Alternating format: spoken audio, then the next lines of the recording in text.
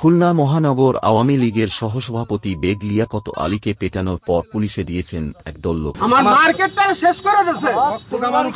আজ শনিবার বেলা ১টার দিকে নগরের ফুলবাড়ি গেট বাজারে এ ঘটনা ঘটে। বেগ লিয়াকত আলীর বাড়ি খান জাহান আলী থানার বাদামতলা এলাকার পুলিশ প্রশিক্ষণ কেন্দ্রের সামনে। তিনি খুলনা মহানগর আওয়ামী লীগের সহসভাপতি এবং ফুলবাড়ি গেট বাজার বণিক সমিতির সভাপতি। আওয়ামী লীগ সরকারের আমলে বেগ লিয়াকত আলী সমিতির কার্যালয়ে বসে বিএনপি ও অন্য রাজনৈতিক দলের নেতাকর্মীদের নাম সংগ্রহ করে পুলিশ দিয়ে হয়রানি করতেন। ব্যবসায়ীদের কাছে তিনি নিয়মিত চাঁদাও আদায় করতেন বলে অভিযোগ।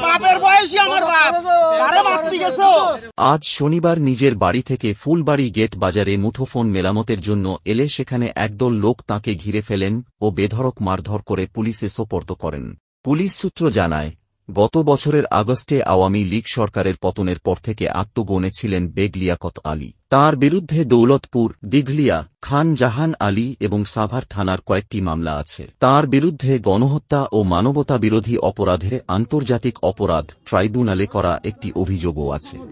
আমাদের বেগ কাকা খানজাহান আলী থানার পুলিশ পরিদর্শক তদন্ত সঞ্জিত কুমার ঘোষ বলেন, বেগ লিয়াকত আলীকে স্থানীয় জনগণ পুলিশে সোপর্দ করেছিলেন। তিনি বেশ আঘাতপ্রাপ্ত হয়েছেন। বর্তমানে তিনি পুলিশি হেফাজতে আছেন। চিকিৎসার জন্য তাঁকে খুলনা মেডিকেল কলেজ খুমেক হাসপাতালে নেওয়া হয়েছে। আব্দুল নিউজ বাংলা 9।